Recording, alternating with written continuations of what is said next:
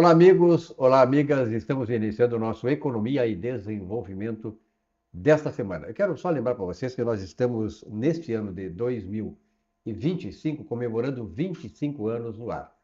E lembrando em um minuto, nós começamos lá atrás, há 25 anos, com o programa Panorama, que ia ao ar pela TV Pampa. Depois, TV Guaíba, TVE, TV Bandeirantes e tal.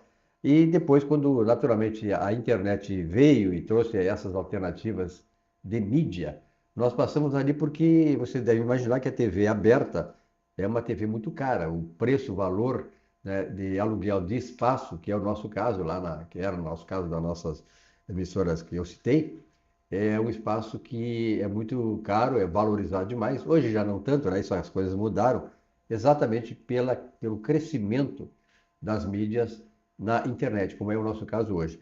E por incrível que pareça, hoje, os últimos dados apontam isso. As mídias alternativas têm muito mais audiência, estão muito mais próximo das pessoas, da população, do que as empresas de mídia tradicionais. As TVs tradicionais, naturalmente, perderam terreno, e principalmente pelo comprometimento que elas têm com a mídia governamental. Isso tira a independência das emissoras de canais abertos e por isso que elas estão aí praticamente à míngua, muitas delas já fechando, outras reduzindo seu número de funcionários, programação e tal. E esse é naturalmente o caminho que vamos seguir. Bom, nós vamos começar o nosso Economia e Desenvolvimento dessa semana, começando com o Giovanni D'Agostin, que é contador, advogado, é diretor lá do escritório D'Agostin, de contabilidade, também tem o escritório de advocacia, quer dizer, o cara tem mil e uma utilidades para a sociedade. Ele é colorado, mas a gente, de certa maneira, releva essa condição dele, né? Giovanni, obrigado pela tua presença aqui e pela provocaçãozinha, né, Tchê? Tudo bem, Silvio Lopes? Tudo bem, meu mestre? Primeiramente, é uma satisfação, né, estar aí no programa Economia e Desenvolvimento. Esse novo formato é a primeira vez que tu estás aqui, né? As coisas evoluem, né, ô Giovanni? Então tem que, muitas vezes, se adaptar. Sim, a primeira vez que eu estou gravando aqui no novo estúdio, não é? É. Mas o importante é estarmos juntos aí para falar com a sociedade sobre questões de ordem tributária, principalmente empresarial, contábil, das finanças, né? Fico muito lisonjeado em fazer parte deste seleto programa. Aliás, eu quero dizer que o D'Agostin, tanto o pai quanto o filho, o escritório D'Agostin, não só na área de contabilidade, mas de advocacia, é nosso cliente, é o mais antigo cliente aqui, junto com o Bernardo, que também foi um pouco depois, mas eles é que dão sustentáculo do ponto de vista de conteúdo. Porque o interesse desse programa, Giovanni, é passar conteúdo, né? Não adianta fazer abobrinha para cá e para lá, tá cheio de programas que colocam abobrinha, nada contra, né? Porque cada um tem o seu foco de atuação, mas o nosso compromisso é passar conhecimento, passar conteúdo, de forma que esse conhecimento e esse conteúdo trazido aqui pelos nossos convidados possa ser útil para você. E principalmente para as empresas, né? Para o empresário. Veja bem, saiu uma decisão do STJ que onera ainda mais as empresas. E fico pensando, né, Giovanni, nós temos uma situação de praticamente uma depressão econômica, estamos caindo para isso, e o governo, quando mais ele sufoca as empresas, mais se antecipa esse processo e destrói toda a estrutura econômica que nós temos. Então, Silvio, de fato, o Superior Tribunal de Justiça, o STJ, recentemente lavrou um acórdão aonde estabelece que quando as empresas fazem esses parcelamentos com descontos, não é? Então nós temos aí Refis, Recupera Poa, Transação, PERT. O que acontece? As empresas elas fazem esses parcelamentos ou elas pagam as suas dívidas, não é?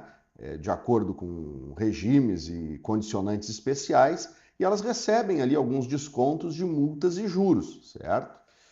E pasmem, que o STJ definiu que sobre esses descontos incidem o imposto de renda, a contribuição social, o PIS e a COFINS, não é? Então dá para se dizer que é o governo dando com uma mão e tirando com a outra, né? Aí eu gostaria de explicar para os telespectadores como é que funciona essa sistemática. As empresas, mensalmente ou de acordo com os períodos de apuração dos impostos, contabiliza os valores devidos, certo? Vamos imaginar que a empresa não tenha condições de honrar com esses tributos na data do vencimento. Então, sobre essas quantias devidas, incide a multa de mora, o juro de mora. E essa atualização do passivo é contabilizada, né? Então, nós aumentamos o passivo da empresa, né, por conta da contabilização desses encargos moratórios, aumentamos o passivo e contabilizamos uma despesa, normalmente uma despesa financeira, que é derivada, então, aí dos juros e multas sobre esses tributos. Muito bem. Depois, enfim, passou um tempo, a empresa fez um parcelamento com a Fazenda Nacional chamada transação. Nesse nosso caso hipotético, então, a Fazenda Nacional possibilitou que a empresa pagasse os seus débitos com desconto dessas multas e desses juros, certo? Pois bem, então nós temos que contabilmente reduzir o passivo, porque a nossa dívida ela diminuiu, né? Que na verdade é um ajuste da multa e o juro contabilizado em período anterior. Então nós temos teoricamente, né, contabilmente, um ajuste da multa e do juro contabilizado no período anterior, né, que contabilmente dá para se dizer que não deixa de ser uma espécie de receita, mas não uma receita nova derivada de patrimônio de terceiros que ingressou no nosso patrimônio. É uma receita derivada de um ajuste, né, uma redução de uma despesa contabilizada no período anterior. Então, o que acontece? A Receita Federal cobrou o PIS e a COFINS sobre essa redução dos juros e da multa. Esse assunto foi parar no STJ e o STJ definiu que, de fato, incide PIS e COFINS sobre a redução da multa e dos juros, né? Pois bem, então, para os empresários, enfim, é importante ficar muito atento a esse detalhe para daqui a pouco não ser surpreendido, né, com uma autuação fiscal e ter que brigar no judiciário. É importante que o empresário, que os assessores, que os contadores, que os advogados que atuem para essas empresas fiquem atentos, ao meu juízo, no seguinte detalhe. Quando foi constituído o débito fiscal, como era tributada essa empresa? Como era tributada essa empresa? Então vamos imaginar que essa empresa era tributada pelo lucro presumido, logo, os juros moratórios, quando foram contabilizados, não deduziram da base de cálculo do imposto, né, do imposto de renda. Então agora, com o ajuste dessa multa e desses juros, nós, em tese, não teríamos um ganho, né, um ganho fiscal, porque, claro que, se no passado a empresa era tributada pelo lucro real, aí nesse caso, nós deduzimos esses juros e essas multas, né, esses juros e multas, quando foram contabilizados lá atrás, deduzimos na base de cálculo do imposto de renda da contribuição social. Isso se a empresa foi lá atrás tributada pelo lucro real. Aí, claro, seria justo que agora, com esse ajuste, com esse desconto que foi concedido, né, esse desconto da multa e do juro, nós adicionemos na base do imposto de renda e da contribuição social. Então é importante que o empresário, que seus assessores fiquem atentos a esse detalhe quando a empresa vai firmar um acordo com redução de multa e juro. Agora, com relação a COFINS, com todo respeito ao Superior Tribunal de Justiça, essa definição de incidência da COFINS vai de encontro, é contrária a uma definição anterior sobre o Instituto da Receita, né, da Receita Tributária, contrária a um recurso extraordinário, número 606-107, cujo a relatora é a ministra Rosa Weber. Então, nesse recurso extraordinário, a ministra Rosa Weber, ela assim definiu o conceito de receita bruta. E eu vou tomar a liberdade para ler para os telespectadores. Receita bruta pode ser definida como ingresso financeiro que integra no patrimônio na condição de elemento novo e positivo, sem reservas ou condições, né? Então, cabe aqui uma reflexão para que a gente verifique se a tributação da COFINS sobre o desconto dado nesses sistemas de parcelamento entram nesse conceito dado pelo STF de receita bruta, certo? Então esse é o meu recado, né, acerca do tema que eu trouxe aqui para a discussão. Giovanni, a gente vê mais uma vez, né, que, e não é só esse governo, né, ao longo dos anos, os governos, o que mais fazem em relação às empresas é sufocá-las com mais e mais impostos. Naturalmente que isso aí traz problemas, do ponto de vista do funcionamento do processo econômico e acaba refletindo no desempenho do PIB. Veja bem, nós temos uma perspectiva de PIB esse ano aí que não se sabe muito bem se vai ser 1%, se vai ser menos negativo e tal. E a continuar dessa maneira, né, Giovanni? O que certamente nós vamos ver é uma queda no produto interno bruto, quando o Brasil precisa crescer para não só restabelecer as perdas passadas, mas ter uma perspectiva de um crescimento mais permanente ao longo dos próximos anos. Qual é a tua expectativa, afinal de contas, assim, para o desempenho da economia esse ano? Tu já pensaste a respeito disso aí? Olha, as empresas, né, elas estarão muito preocupadas no que toca à reforma tributária, né? A reforma tributária foi aprovada, uma lei complementar, no final do ano passado, que regulamenta os dispositivos constitucionais que mudaram o sistema tributário, principalmente no que toca aos tributos sobre consumo, né? E pelo que eu fiz a leitura, me parece que vai aumentar a carga tributária de sobremaneira, né? Uhum. Esse é o problema, né? Fazem, eu estou falando dos governos em geral, né? Transformam o sistema tributário num verdadeiro pandemônio, né? Tamanhas burocracias. Depois, para reduzir essas burocracias, aumentam a carga tributária, né? E aí o que é menos ruim, né? É tu ter um sistema mais complexo, mas pagando menos, ou um sistema mais simples, contudo, pagando mais tributo, né, Silvio Lopes? Uhum. Me parece que nenhum dos cenários é bom, né? É uma amarra que a economia tem, né? Que a economia brasileira não consegue decolar, né? No bom sentido da palavra, por causa exatamente do governo, parece que sim, do sistema brasileiro, né? Do Estado brasileiro. O Estado brasileiro coloca uma bola de ferro amarrada nos pés dos empresários que não conseguem se mover. E quando a gente fala, né, Giovanni, como eu, como economista, a gente é muito criticado porque defende o chamado Estado mínimo. Quando a gente fala em Estado mínimo, e esse é o problema é que essa dialética, ela causa uma narrativa distorcida na esquerda. O Estado mínimo é aquele Estado que ele é forte naquilo que ele é necessário, por exemplo, saúde, segurança, né, garantia institucional de equilíbrio das instituições. Isto o Estado tem que ser forte. E deixar que a empresa privada, sob a supervisão do Estado até, ela possa desenvolver o seu trabalho. Não é acabar com o Estado, que é uma forma da esquerda dinamitar, né, esse processo que a gente quer de Estado mínimo. Vamos trocar mais um pouquinho de assunto, temos um tempinho aí, Giovanni. Dar uma relaxadinha e tal, né?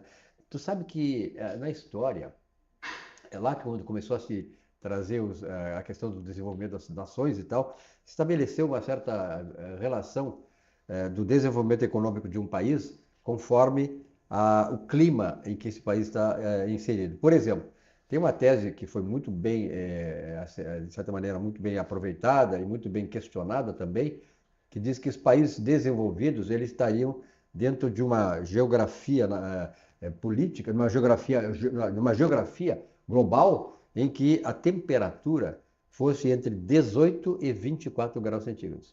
Menos do que isso, o trabalhador não teria como trabalhar, e mais do que isso, também o forte calor ou o forte inverno. Nós passamos dias atrás, aí, hoje ainda, né, um calor assim de mais de 40 graus centígrados. Na minha terra, lá de 44 graus centígrados, Uruguaiana. Então, e foi complicado. Tem muitas empresas que dispensaram trabalhadores. Houve aí até um adiamento, né, da volta ao trabalho, em alguns segmentos e tal. Como é que tu te sentiu nesse período? Eu sei que vocês têm um escritório aqui no centro da cidade, né? Eu tive lá nessa semana, realmente é muito sufocante. É difícil trabalhar nisso, não. Por isso que temos que, digamos assim, louvar aquele que, o Olivier, se não me engano, o nome do cara que descobriu o ar-condicionado. O Sem ar-condicionado, o ar-condicionado não dá, né? ventilador também, né? É, Também o processo de fabricação de gelo, né? É uma coisa recente, é né? verdade, é. Os povos, há 3 gerações, ou 3 gerações atrás da minha, por exemplo, as pessoas não tinham o gelo, assim, a abundância que tem com uma geladeira, né? E da geladeira ali, do congelador da geladeira, o sujeito tem o gelo, né? Mas sabe que eu desconfio um pouco, claro que foi uma tese, né, que foi criada, mas talvez tenha sido criada antes do desenvolvimento do Oriente Médio, né? Que nós temos Dubai ali. E foi antes da Revolução Industrial também. Então, ali no Oriente Médio, acho que se comprovou que, na verdade, o desenvolvimento depende das pessoas, né? Do conhecimento das pessoas. Da criatividade das pessoas. E da liberdade das pessoas de criar, né? Exatamente, Então, acho que o Brasil tem acho que desde sempre, né? Tem aquele jargão que diz que o Brasil é o país do futuro, né? Eu acho que continua sendo do futuro. Vai ser, um dia nós chegar ao nosso momento, né? De conseguir ser um Estado desenvolvido, verdadeiramente independente, né? Porque sempre o Brasil, ele, pelo menos na história do Brasil, sempre foi o quintal de algum país, né? Dependendo da ideologia dos governantes, né? Então, da Europa, da França, antes de Portugal, né? Estados Unidos, agora está querendo enveredar aí para a China, não é? E espero que a gente tenha aí no futuro, né, aquela perspectiva de que o Brasil é o país do futuro que ele tomara que um dia uma soberania efetiva. Tomara que nós ainda possamos. Certamente eu provavelmente não, né? Mas tu ainda tem condições de atingir o estágio em que o Brasil se desenvolve. Vou falar um assunto para encerrar nosso bate-papo aqui, Giovanni, um assunto bem menos, digamos assim, menos complexo e mais consensual, que é o futebol. Nós tivemos aí o Grenal, mas vamos abstrair o Grenal, né? Que foi 1-1 e tal, né? O Internacional, para mim, jogou muito melhor que o Grêmio, enfim, mas futebol é isso. Qual é a tua expectativa para o campeão do Gauchão? O Inter hoje, porque o Inter há 7 anos não vai para a final do Gauchão. Esse vai ser o ano do Inter? Olha, o Inter está, digamos, na marca do pênalti, né? Para perder a hegemonia de quantidades consecutivas de campeonato. O Inter é o único octacampeão gaúcho, ganhou esse título de 76, né? 69 a 76. Então esse gaúcho é muito importante para o Inter e para o Grêmio, né? Porque, claro, o Grêmio historicamente sempre teve essa pecha de nunca ter sido octa, chegou a ser hepta, né? Heptacampeão, foi 2 vezes hepta, né? Então é uma obrigação, né? Na verdade, isso é uma sequência de incompetências, né? do clube, né? De não conseguir ter ganhado o Campeonato Gaúcho, mesmo o Grêmio, durante esse período, em alguns anos, ter tido times até mesmo inferiores ao do Inter, né? O Inter não conseguiu, agora o Inter tem que lutar com unhas e dentes, né? Como se diz, para ganhar esse campeonato, quase como uma obrigação da história, né? Do Inter de ganhar esse campeonato. Espero que o Inter ganhe, como Colorado. E na verdade, assim, eu como gremista, mas sobretudo a gente às vezes tem que se desprender um pouco disso, né? Eu vi o Grenal, o Inter está um time muito melhor, está muito mais azeitado, um time que tem alternativas, um time que sabe o que quer dentro do campo, o Grêmio está perdido ainda. Eu acho que essa é a grande chance do Internacional interromper esse... Mas pelo menos, Giovanni, tá certo, eu acho que nós tínhamos que tratar lá o Campeonato Brasileiro, Copa do Brasil, essas coisas, aí estamos ainda no Campeonato Gaúcho. Pelo menos o Campeonato Gaúcho, que é o primeiro campeonato que temos no ano, do ponto de vista do calendário, ele ganhou uma motivação, né? Criaram uma motivação para, pelo menos o Inter, para impedir que o Grêmio seja octa e o Grêmio para ser octa e igualar o Inter nessa sequência de 8 campeonatos. Giovanni, alguma coisa mais que você gostaria de manifestar aí? Nós estamos indo para o final do nosso bate-papo. Olha, como o nosso último assunto foi futebol, né? A gente não pode deixar de esquecer que tem os times do interior que estão vindo, né? O Juventude está fazendo um baita campeonato. É verdade. E não duvide que o Juventude seja campeão gaúcho esse ano. Também nos serve, pelo menos interrompe a sequência do Grêmio, né? Então o Grêmio tem 2 adversários, né? O Inter e o Juventude. É isso aí. Giovanni, muito obrigado pela tua presença aqui, né? É sempre uma satisfação, porque esse programa aqui, o propósito dele, desde que foi criado lá em 2000, tem 25 anos, é exatamente passar esse conteúdo para você. E sobretudo na área empresarial que a gente trabalha, né? Porque a gente sabe que tem muitos empresários que não têm esse conhecimento, está recebendo aí só ligando o canal aí, acompanhando o Giovanni com o pai dele aqui, o Salésio, né, que trazem esse conhecimento, esse expertise, né, para que você possa ter os instrumentos para administrar melhor a sua empresa. Muito obrigado e até a próxima oportunidade, Giovanni. Até a próxima, Silvio Lopes. Tudo de bom.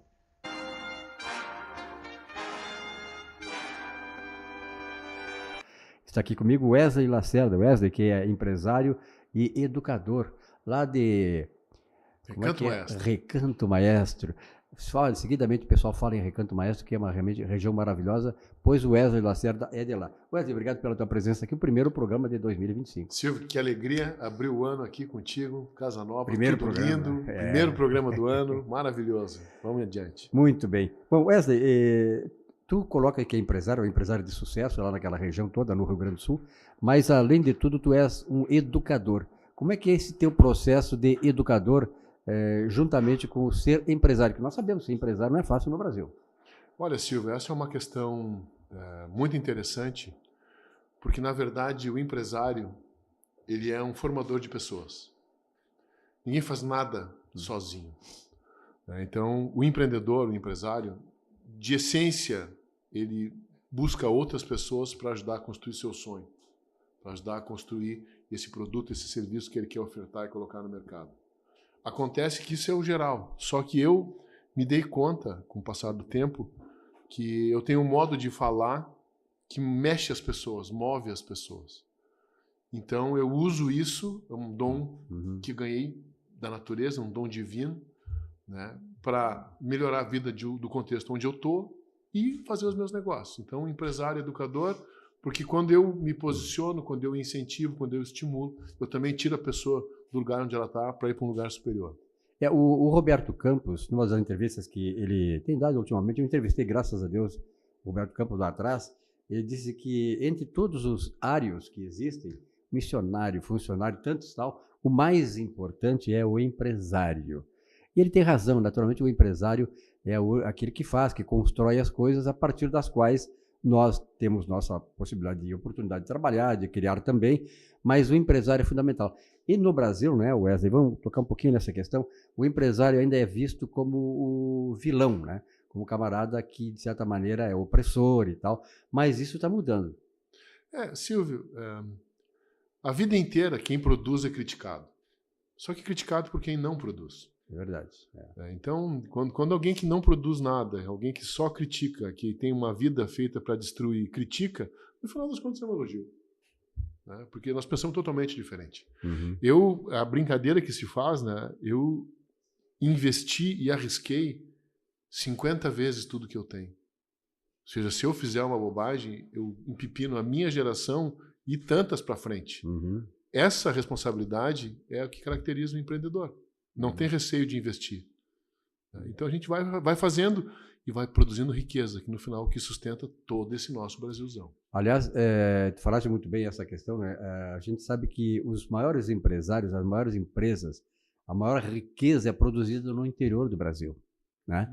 Então lá, por exemplo, aqui no Rio Grande do Sul, essa área onde tu trabalha lá na Recanto Maestro, é uma área desenvolvida, para frente, uma área que é progresso e tal. As pessoas se motivam para se realizar e realizar alguma coisa. Aliás, o Roosevelt, eu sempre cito, o Roosevelt, ele teve lá seus problemas, mas ele dizia uma frase que era o seguinte, que o Estado, e aí é que está uma questão do Estado, o Estado não deve nada a ninguém, a não ser a oportunidade de cada um fazer a sua vida e se realizar pessoalmente. E essas coisas as pessoas têm que entender. Eu acho que tu passa muito isso nas tuas intervenções na área de educador, né? E isso que é importante, as pessoas imaginarem e saberem que se não fizerem, ninguém vai fazer por elas. O empreendedor tem essa discussão, essa vocação, se acorda de manhã pensando na coisa nova que vai inventar, no problema que vai resolver, na pessoa que vai formar. Então, e ele faz isso com pessoas. Por mais que exista um produto, que exista tecnologia, que existam ferramentas, que existam maquinários, é sempre gente. Quanto mais cedo o empreendedor se der conta que o principal trabalho dele é fazer gente, mais o negócio dele anda. Por isso até a nossa escola, né, Capo Educação, a nossa escola de gestão de negócios, ela está oferecendo alguns seminários exatamente para trazer mais eficiência de gestão para esse empreendedor. Tu tens agora um evento grande dia 5 de fevereiro. Exatamente, cara. No dia 5 agora a gente vai ter uma discussão sobre gestão emocional. Se fala muito de inteligência emocional e esse é um conceito que não faz muito sentido. Tecnicamente não faz sentido, porque inteligência é uma coisa e emoção é outra coisa. Então, inteligência emocional como sendo a capacidade de conviver bem, de gerir as emoções, é um conceito estranho. E nesse evento eu vou explicar bem essa diferença e mais vou dar as passagens técnicas de como a gente fazer uma gestão das emoções para se manter centrado na hora de decidir. Não decidir sob impacto de emocional. Do coração, né? Aliás, tem um livro famoso chamado Raízes do Brasil, que foi escrito pelo Sérgio Buarque de Holanda. Nesse livro, aliás, essa expressão que ele usou ficou muito conhecida, mas às vezes deturpada. Ele dizia que o brasileiro é o chamado homem cordial. E por cordial, ele entendia exatamente o homem cordial é aquele que trabalha muito no lado emotivo, do coração, ele decide as coisas pelo coração. E por isso que o brasileiro muitas vezes dá de cabeça, porque ele não pensa. E o próprio Sérgio Buarque de Holanda, neste livro, Raízes do Brasil, ele sugeria para as pessoas também usarem o coração, mas decidirem pela mente. A mente é fria. Claro. O coração racional, chora sempre. Né? O coração chora sempre, É. mas a mente é fria. Uhum. Então, digamos que o princípio bíblico dá a César o que é de César, a Deus o que é de Deus. A César quer dizer o sistema, o mercado, os negócios. A Deus quer dizer a alma, o divino. Uhum. O teu próprio negócio, a tua própria vida. Então, garante a passagem com a sociedade, dá a César o que é de César, mas garante o interesse do teu negócio, a Deus o que é de Deus. Tá. Essa questão de educar é uma coisa fundamental, né, Wesley? Porque, na verdade, se nós não tivermos a educação desde lá do berço, nós vamos ser umas pessoas que vão acabar sendo, não peregrinos na vida, né, mas andantes, né, andantes por aí sem saber, sem rumo. E, na verdade, por exemplo, quem é o patrono da educação brasileira? Imagine, Paulo Freire. Paulo Freire desconstruiu a educação no país.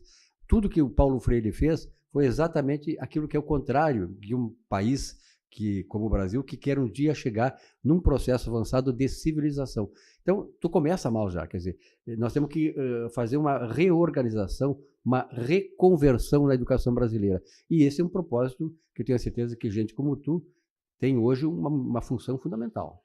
Eu tenho uma experiência muito bonita, Silvio, junto da Fundação Antônio Meneghetti, lá no Recanto Maestro, e da Faculdade Antônio Meneghetti Faculdade, ANF. Nós temos muitos jovens, temos hoje na casa de 1.600 alunos de graduação e pós-graduação, né? Mas não raro para nós chegam alunos do segundo grau, entrando na faculdade, com um nível de compreensão das coisas, uma capacidade de interpretação de texto muito limitada. Então a gente vê na pele a dificuldade que esses jovens têm depois de ser função social. Uhum. Porque eles não tiveram um exercício racional durante os tenros anos da juventude. Então eles chegam como jovens adultos, 20 anos, 19, 20 anos, sem uma capacidade, sem vocabulário, sem capacidade de interpretação de texto, sem iniciativa, dependentes. E é triste no final tu ver que almas preciosas, inteligentes, não foram estimuladas de maneira eficiente enquanto jovens. Uhum. Então a gente sofre muitos casos de pessoas que apanham, que sofrem para acompanhar textos complexos, acompanhar textos de filosofia, para poder explicar, para poder falar. E essa degradação intelectual por falta de um estímulo inteligente é a ruína do nosso país. Uhum. Daí nós temos uma conjunção de fatores, né? Estava conversando há pouco, né, sobre a perda de critério de sanidade do jovem. Ele passa a achar normal coisas que não são normais. De se expor publicamente, de expor as suas intimidades publicamente, Uhum. de não ter uma cultura de estética, de não ter uma cultura de bem-estar, de responder com agressividade, de não saber lidar com frustrações, autoridade de não também. saber respeitar uma autoridade. É. Não estou dizendo submissão, estou dizendo inteligência, O respeito, né? inteligência de relação. É. O que me serve brigar com uma pessoa que pode me prejudicar? É uma inteligência de relação. Uhum. Então, hoje a gente está vendo uma perda dessa passagem do jovem, estimulada por uma tensão ao sexo, por uma tensão ao álcool, A depravação moral e ética. a depravação moral e ética, a depravação intelectual. Só que esse conjunto, no final, acaba matando, e a palavra é matando, o ouro, a alma dos nossos inteligentes jovens, Uhum. que poderiam fazer tudo, mas são persuadidos por essa proposta liberalizada, que no final das contas é uma grande armadilha. e a gente vê atrocidades em função disso. Pois é, uma das coisas que nós estamos nos encaminhando para o final dessa entrevista maravilhosa com o Wesley, como sempre, né? Uma coisa que nos chama muita atenção, né, Wesley, é que nós viemos de uma geração, eu um pouco mais atrás do que a tua, né? Eu sempre digo o seguinte, quando meu pai era militar e eu tinha 12 anos, aí ele me levou no quartel para mim, olha, tu vai lá se tu quiser seguir a carreira militar, eu com 12 anos. Aí eu fui com ele no quartel, passei o dia lá, tal, vi, gostei, muita coisa e tal. Cheguei em casa, ele disse, e aí? Ele viu que pelo meu semblante, minha reação, que eu não vou ser... Ele disse, olha pai, eu não acho legal, tá, mas eu quero seguir outra carreira. Ele chegou para mim e disse assim, ó, então eu vou te dar só uma recomendação para a vida toda. Leia livros, o que tu puder ler, de todas as filosofias, de todas as ciências sociais, sociologia e tal, leia que tu vai te tornar um grande cidadão. Graças a Deus, eu hoje posso dizer, eu li 2.556 livros, tinha uma biblioteca em casa de 1.000 e poucos livros, entendeu? E isto, hoje tu vê o quê? Eu fico muito penalizado por essa geração, essa juventude. Eu moro ali na frente do Parque Maria do Brasil, quando teve um evento agora, semana passada, tal de Laje, não sei o que lá, um conjunto e tal, foi uma depravação ética e moral, uma depravação, olha, que eu nunca vi jovens fazendo sexo ali no parque. Na rua? Na rua. Meu Deus. No meio das árvores lá, meninas lindas mijando na rua, desculpe dizer isso, fazendo o número 2 na rua, no meio dos carros. Wesley, eu fiquei deprimido. Isto é a nossa geração, que quem vai comandar o país. Quer dizer, aí chega num momento desses, tu pensa assim, poxa, não tem solução. E aí? Não, Silvio, assim, essa tristeza, né, a gente sofre muito, mas isso é uma questão orquestrada. Com certeza. É uma questão orquestrada. A mundial. gente vive sob uma influência internacional que não quer que o Brasil se desenvolva. O Brasil tem que continuar com essa lógica depreciativa para não acordar para as grandes inteligências, os grandes projetos, o comando mundial. Isto é orquestrado. Então a gente reforça essa política, financia com verba internacional essa política de libertinagem, porque não tem liberação, não tem liberdade, é uma prisão, é uma nova prisão. Né? E no final das contas tem um grande responsável que eu não posso aliviar aqui, que são os pais. É verdade. Meu pai me dizia, eu não sou teu amigo, eu te amo, mas eu não sou teu amigo, eu sou teu pai. E ele me puxava, meu pai e minha mãe puxavam de uma maneira estupenda. Uma vez eu perguntei para meu pai o que dava mais dinheiro. Meu pai, o que dá mais dinheiro? É ser bombeiro ou ser maestro? E aí meu pai me olhou e falou, meu filho, o que dá mais dinheiro é ser o melhor. É verdade. Te empenha para ser o melhor. Sendo bombeiro ou sendo maestro. Aonde tu for o melhor, tu vai fazer muito dinheiro. Então, essa atitude vem de casa. Esse espaço, quem deixou vago, foram os pais. Então, para a gente começar uma reforma da educação, meu amigo, a gente tem que começar pelos pais. Pelos pais, pela família lá. Para encerrar assim, ó, quando tu fala essa questão para ser o melhor, e sempre, né, buscar ser o melhor, eu me lembro que o nosso estrela do automobilismo, o Nelson Piquet, eu entrevistei o Nelson Piquet há muitos anos atrás, no Plaza São Rafael, aqui em Porto Alegre. Aí eu fiz uma pergunta para ele, que ele disse, olha, que bela pergunta tu me fizeste. Eu perguntei, Nelson Piquet, quem é que ganha uma corrida de Fórmula 1? E vem bem ao encontro do que nós estamos falando aí. Ele disse, olha, quem ganha uma corrida de Fórmula 1 não é o camarada, não é o piloto que faz a volta mais rápida. É aquele que mantém a média mais alta. Ou seja, em todas as voltas tem que ser o melhor. Quer dizer, então, isso tem que passar para as pessoas. Parabéns. Tu tens essa palestra, esse encontro agora dia 5, eu vou passar de modo geral, isso depois vai ficar nas nossas redes sociais. Né? No dia 5 de fevereiro, nós vamos dar uma aula presencial em Porto Alegre. Basta acompanhar um pouco as nossas redes sociais, lá, @capoeducação, bem como se diz Educacau, né? Capo Educacau no Instagram. E você vai ter acesso ao conteúdo sobre, nesse caso, essa questão de gestão emocional. Né? Ainda hoje eu devo lançar um vídeo fazendo um paralelo sobre um acidente de moto e a gestão emocional. Que maravilha. É escola de gestão no ambiente simples do dia a dia da vida da gente. Tá. Wesley, muito obrigado pela tua presença aqui. Nós estamos agora aqui nesse ano de 2025, né? Um novo projeto e tal. Nós estamos começando agora e vamos aparando as coisas, vão fazendo cada vez melhor, mas, sobretudo, o que me garante que nós vamos ter um ano de sucesso é exatamente a parceria que se tem aqui com gente como o Wesley, né, que trazem conteúdos e, sobretudo, a nossa preocupação, o nosso, digamos assim, desejo, a nossa visão fundamental é contribuir para vocês, e sobretudo os jovens que estão aí, deixem o seu celular de lado, ouçam coisas que são importantes para a sua vida, que vão decidir o seu futuro e da sua família lá adiante, né? E não se deixem ludibriar, não se deixem sensibilizar por essas questões que o Wesley colocou e que vem aí tentar fazer com que você não seja nada, que você seja apenas um elemento figurativo na sociedade. Nós temos que construir a nossa vida, né, Wesley? A questão é simples, né, Silvio? A gente pode escolher ser gado, ser massa, ou ser o cuidador do rebanho. Uhum. Né? Só que a gente, para ser o cuidador do rebanho, tem que estar preparado. É uma posição diferente. Veja bem o cachorro, aqueles cachorros que cuidam do rebanho, né? Eles são treinados. Que coisa incrível. Como é o nome daquele cachorro que eu... Cara, são várias raças. Várias assim, raças, né? Mas eu não tenho muita noção dessa questão da agropecuária, mas é uma lógica de sair do comum. A vida, Silvio, ela deu um presente para cada ser humano, que foi uma alma única. Uhum. É inacreditável a criatividade do ser, a criatividade divina, que fez 7 bilhões de diferentes. Uhum. Não tem uma pessoa igual a outra. Então, não perca essa sua unicidade, essa relação com o mundo que só você pode fazer. Isso é uma fonte de capacidade sua. O jovem, quanto mais cedo se der conta que ele é um capaz, que ele é o responsável, mais rápido ele sai dessa média, sai dessa massa. E o contexto não ajuda.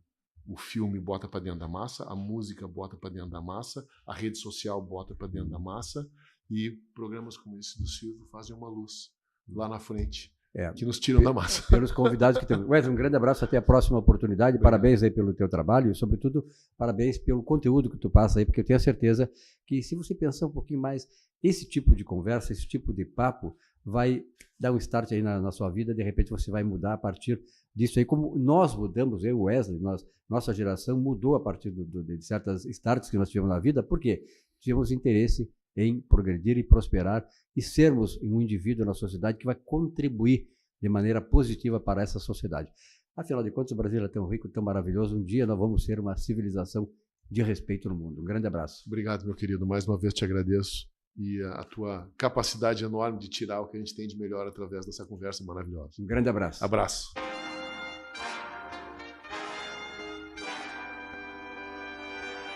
Muito bem, para fechar o programa desta semana, vamos receber aquele que é o grande mestre, aliás, o grande parceiro desse programa, que viabiliza esse programa, inclusive, de todos os pontos de vista, é o Salésio D'Agostino, contador, amigo nosso.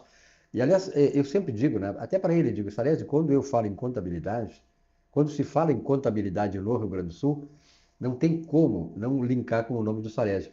A propósito disso, tu vai fazer o teu assunto aqui, depois eu vou dar uma notícia para o pessoal. Já vou antecipar, o Salésio está lançando um livro que conta a trajetória dele na área de contabilidade. Tudo que ele fez e tudo que está aí foi obra, eu me atrevo a dizer, porque eu conheço essa história, foi obra do trabalho que o Salésio fez ao longo dos anos, se dedicando à profissão, mas também à instituição, do ponto de vista institucional, a contabilidade.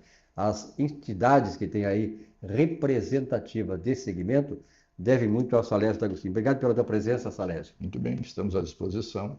Tá? E é isso aí, a vida é... Nós estamos neste mundo para fazer coisas úteis, para melhorar os nossos amigos, nossos colegas, a nossa sociedade, enfim, nesse mundo que tanto precisa. Muito bem. Então vamos ao espaço conversando sobre contabilidade.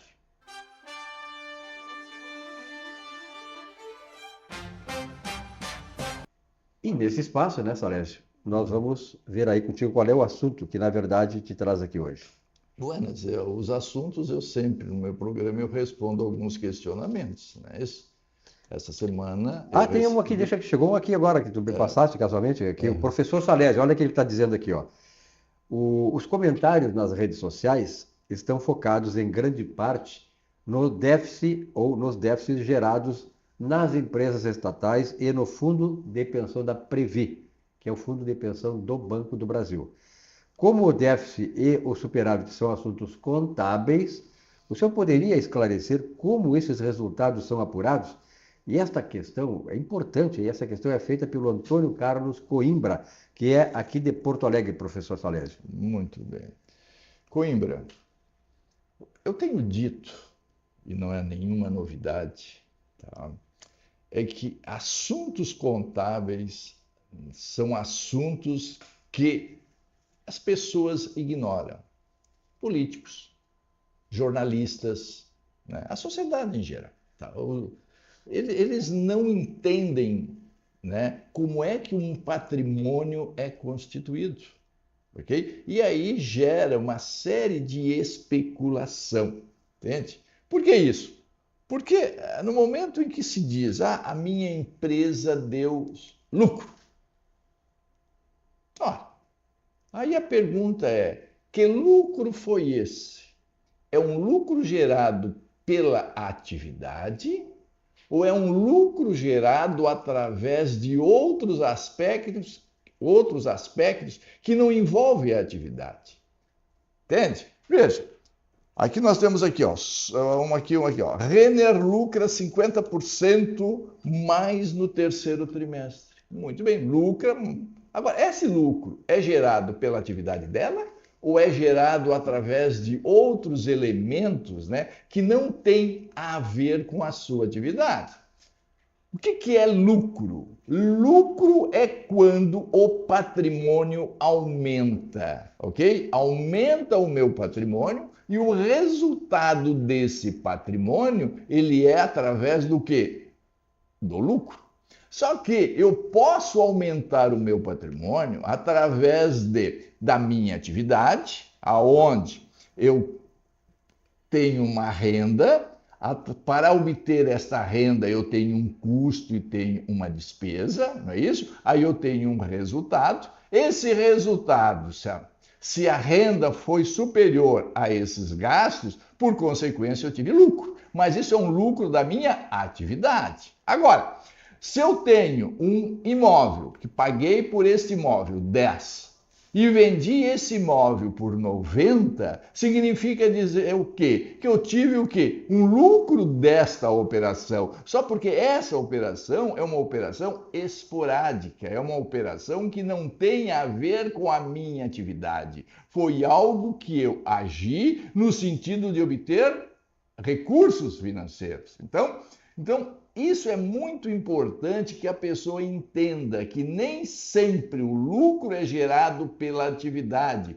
Muitas vezes o lucro é gerado por atividades esporádicas e até mesmo por ajustes patrimoniais. Porque veja, se chega alguém e diz, olha, isso não vou falar nenhuma novidade para vocês, isso é normal acontecer, em que a empresa chega assim e diz assim, eu preciso distribuir dividendos. Só porque para distribuir dividendos eu preciso gerar lucro. Como é que eu posso fazer para gerar lucros? Mesmo que a minha atividade seja deficitária, tenha prejuízo. Ora, então você sabe que o que é lucro? É quando aumenta o patrimônio. Então eu posso aumentar o patrimônio sem ser resultado da minha atividade. Eu digo assim, muito bem, então você tem quantos imóveis no seu estabelecimento? Eu tenho X imóveis. Então reavalia esses imóveis. Estabelece o valor desses imóveis ao valor justo. Ora, como eu disse, se eu paguei X reais e pelo valor justo está valendo X mais Y, então esse Y seria o quê? O aumento patrimonial. Aí observa que este aumento patrimonial, ele não foi gerado através da atividade, mas um mero ajuste patrimonial. O bem continua o mesmo, tudo exatamente igual, só que o reflexo desse aumento vai para o resultado, só porque é um resultado de correção monetária. E aí as pessoas, não entendendo como é que isso é gerado, acaba transferindo para a sociedade uma informação que é uma informação não totalmente verdadeira, porque não é dito como é que isso foi gerado. É por isso que é muito importante que nós comecemos a pensar em modificar a forma de apresentar os resultados. Não é possível que a pessoa lê a última linha das demonstrações econômicas. Nós não podemos fazer dessa maneira. Nós temos que ter elementos, quadros diferenciados. Seria o resultado da atividade, seria o resultado gerado por ajustes e seria resultado gerado por operações esporádicas, para que as pessoas entendam que aquele resultado que está sendo apresentado e que vai fazer a distribuição de dividendos nem sempre é o resultado da sua atividade econômica. E aí pode o quê? Ter uma série de problemas. Então, os políticos têm que começar a entender isso, porque muitos recursos brasileiros estão sendo desviados através de manipulação de resultado, através de ajustes que não são gerados pela atividade econômica. Tá? Então, isso é um problema muito sério que as nossas autoridades que têm esse poder de regular isso comecem a pensar, comece a debruçar sobre esse assunto, que é um assunto muito importante para que os recursos fiquem no Brasil para serviço dos brasileiros. Salésio, importantíssimo, parabéns porque esse enfoque aí que tu colocas, mas eu quero agora, agora vamos bater um papinho aqui, tá? Esse foi teu comentário, eu acho que ele é importante porque tu espalha isso aí para a sociedade, é importante porque as empresas, que muitas vezes não têm conhecimento, que até não tem essa expertise assim de ter as fontes de informação, como tu é uma fonte de informação para elas, então elas podem se ajustar, podem ter uma melhor orientação e um viés melhor para tomar e, afinal de contas, realizar os seus resultados positivos. Mas uma questão que sempre me chamou muita atenção foi a seguinte: nós sabemos que as bolsas de valores, eu trabalhei muito tempo na Bolsa de Valores do Extremo Sul, depois ela desapareceu, foi absorvida pelo Paraná, Santa Catarina e tal, do Extremo Sul, e acabou hoje, praticamente nós não temos Bolsa de Valores aqui na região Sul. Mas as bolsas de valores sempre foram, eu fiz vários cursos na Bolsa de Valores, foram sempre a fonte de financiamento mais barata das empresas. Tu entra na Bolsa de Valores, tu abre o mercado de ações e tal. Como é que está esse processo? Tu tem conhecimento? As empresas hoje estão indo para a Bolsa de Valores? Como é que a Comissão de Valores Imobiliários trabalha nessas questões? Porque também são alternativas, né, que podem consolidar e solidificar as nossas empresas. Abrir o capital de uma empresa é a maneira mais fácil de se captar recursos, tá bem? Recursos que é remunerado através do resultado, entende? Então, eu compro as ações e essas ações vai me gerar uma renda através do resultado aplicado neste agente econômico, ok? Então, o que acontece? E o dono do empreendimento, o dono do agente econômico, né, os acionistas majoritários do agente econômico, tem interesse em distribuir esses dividendos para que tenham sempre interesse na aquisição das ações. É por isso que, muitas vezes, o resultado dessas empresas são manipulados ou para cima ou para baixo, para pagar mais ou para pagar menos. Porque no momento em que eu estou com superávit, né, no momento que eu estou com um lucro muito além daquilo que o mercado está apontando, evidentemente que a ideia é fazer com que esse resultado seja reduzido. Mas a questão de resultado é muito especulativa, a bolsa é muito especulativa. Porque o que acontece? O ideal seria o patrimônio dividido pela quantidade de ações, seria o valor de cada uma delas, de cada unidade. Só porque aí tu projeta o resultado para verificar o ganho que tu vais ter. Então é uma questão matemática nisso. Só porque esse muito ou pouco é muito da especulação, entende? A especulação, porque caso das lojas americanas, entende?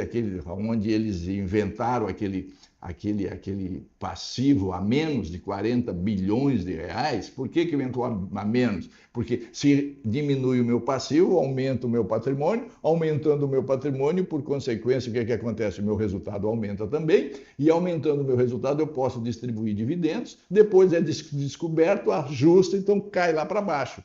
Outra coisa também, quando foi maquiado as demonstrações contábeis, nós distribuímos lucro através de uma informação maquiada. Aí é descoberto que aquela maquiagem não foi feita de forma proposital para aumentar lucro. Aí eu pergunto, aquelas pessoas que receberam os dividendos vão devolver ou não? Quem é que vai ser prejudicado? É o acionista atual? E aquele que foi beneficiado através de uma manipulação, e muitas vezes é uma manipulação concebida, uma manipulação devidamente orquestrada. Aí eu digo, aqueles vão devolver todos aqueles dividendos que foram pagos indevidamente? Então são coisas todas que os nossos políticos têm que começar a entender das questões contábeis, porque as questões contábeis focam diretamente no patrimônio, e o patrimônio é que faz girar toda essa riqueza. É por isso que dizem que a contabilidade é a ciência da riqueza. Nós temos o quê? Que focar no assunto específico, e os políticos têm que começar a entender disso. Outras coisas que eu vejo aí é quando eles falam de déficit e superávit. A minha empresa deu déficit, a minha empresa deu superávit. Aí eu pergunto, é déficit econômico ou é déficit financeiro? Porque são coisas totalmente diferentes. Mas isso não traz nas notas, tá? Aqui, déficit do DEMAI é equívoco, diz o diretor-geral. Muito bem, por quê? Quando ele diz déficit, não diz se é econômico ou financeiro. Porque eu posso ter um superávit financeiro através de um empréstimo que eu obtenho, ok? Ou acontece que também posso ter um déficit, posso ter um superávit através do empréstimo obtido, ou posso ter um déficit através do pagamento das coisas que eu tenho. E outras coisas, muitas vezes, não respeitam o regime de competência. O Estado aqui, o município, cobra antecipadamente tributos, tá? De algo que era para receber durante todo o ano. E aí eles consideram como renda naquele período do recebimento. Isso aí é uma maquiagem. Isso é uma maquiagem. Por que isso? Se eu estou pagando o IPVA, que é para 12 meses, eu não poderia contabilizar no mês da arrecadação. Eu teria que contabilizar proporcionalmente aos meses correspondentes. Então, os governos fazem isso, tá? Para o quê? Para ter um caixa, e isso é considerado como uma renda daquele período. Aí eles geram um superávit falso, um superávit maquiado, que é isso que acontece. E não só isso, a Previdência Social, hoje ela está com esse problema todo. Por quê? Porque não foi obedecido às técnicas contábeis, às técnicas patrimoniais. Porque quando nós contribuímos, quando nós pagamos a nossa contribuição previdenciária, nós pagamos com um objetivo. Quais são os objetivos? É ter assistência médica e ter o que? Aposentadoria. Aí eu pergunto, ter aposentadoria é uma obrigação futura. E onde é que essa obrigação futura está contabilizado nas demonstrações contábeis da Previdência? Não, eles consideram tudo como renda. E aí quer o quê? Que as futuras gerações paguem aqueles que contribuíram no passado, né? Sem que essa Previdência constitua esse fundo para fazer esse devido reembolso. Só que eu digo, os políticos têm que começar a pensar em contabilidade. Não adianta pensar somente em coisas que não envolvem a contabilidade, porque o patrimônio, a riqueza, afeta a todos, a quem trabalha e quem não trabalha. E nós precisamos ver efetivamente como é que está acontecendo. A contabilidade internacional, as organizações internacionais querem que haja uma globalização para manipular as informações de forma global. Salésio, para encerrar nossa entrevista, assim, na verdade, né, muito disso aí eu acho que se deve à desinformação do empresário, mas também há muita má-fé no meio, né? Sim, não tenha dúvida. A má-fé, sim, como eu digo, no momento que uma empresa quer gerar lucro, eu simplesmente altero o meu patrimônio para mais. Para mais é má-fé. Má-fé. Ok? Agora, O que não pode é os jornalistas, ok, achar que esta má-fé é verdadeira. É por isso que os jornalistas têm que entender um pouco de contabilidade para prestar uma informação verdadeira e para não induzir as pessoas a um erro que não pode acontecer. No curso de economia que eu fiz lá atrás, né, a gente tinha a área de contabilidade, então ali a contabilidade ela era colocada na microeconomia. Nós estudávamos a contabilidade, com o ensino geral, como microeconomia. Mas ela, mesmo sendo microeconomia, a contabilidade ela gera efeitos macroeconômicos. Sem dúvida. Então, por isso que eu digo assim, tu tinha que dar curso para esses empresários. Eu, sinceramente, eu não sei como é que o Conselho Federal de Contabilidade, os conselhos, não se preocupam com isso também, de fazer curso para que os empresários possam entender. Porque, claro que existe má fé, mas também há muita gente que é desinformada.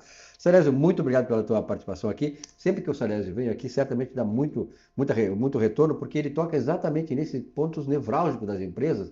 Quem é que não tem empresa ou quer ter uma empresa e ter esse conhecimento? Até a próxima oportunidade. Até a próxima. Continue mandando as perguntas que, na medida do possível, estamos aqui para respondê-las. E o nosso programa tem se caracterizado exatamente por isso, para trazer esse conteúdo, né?